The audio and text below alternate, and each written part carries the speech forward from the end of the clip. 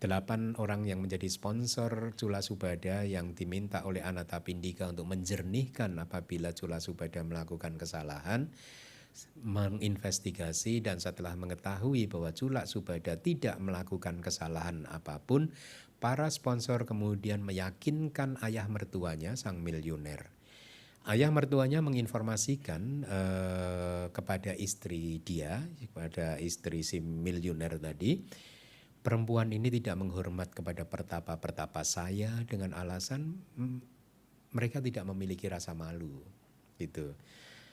Setelah memanggil Cula Subada dengan niat seperti ini, seperti apa sebenarnya pertapa-pertapa menantu perempuan ini?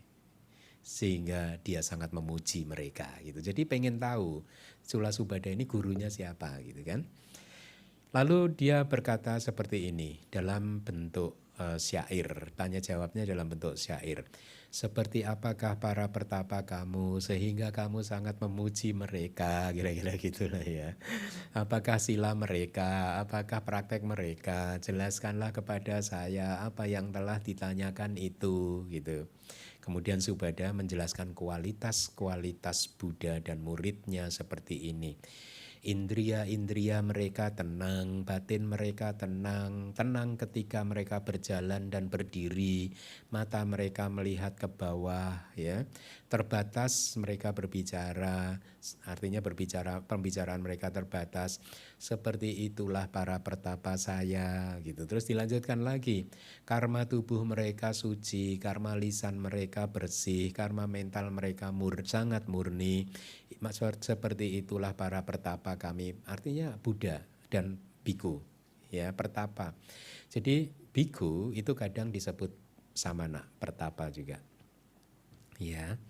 Jernih seperti cahaya kerang mutiara, murni di dalam dan di luarnya, artinya murni penampilan luarnya dan juga hatinya gitu. Penuh dengan kualitas-kualitas yang murni, seperti itulah para percaya. Terus dikatakan lagi, dunia ditinggikan karena keuntungan dan direndahkan karena kerugian, tetapi pertapa saya masa bodoh dengan keuntungan dan kerugian. Seperti itulah para pertapa saya, para biku-biku yang Subada ikuti begitu, Buddha dan biku.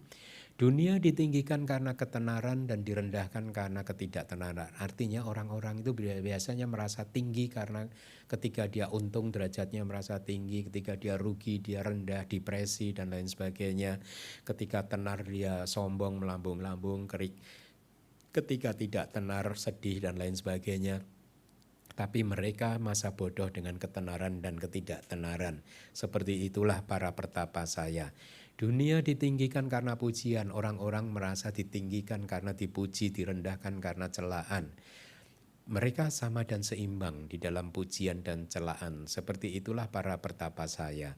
Dunia ditinggikan karena kebahagiaan dan direndahkan karena penderitaan. Artinya orang-orang ketika bahagia itu lupa diri. Ketika menderita dia stres, depresi. Sementara mereka tidak bergerak di dalam kebahagiaan dan penderitaan. Seperti itulah para pertapa saya. Artinya para biku tidak tergoda oleh 8 lokadama, ya, 8 dhamma-dhamma duniawi gitu. Cula Subada menyenangkan hati ayah mertua dengan syair tadi.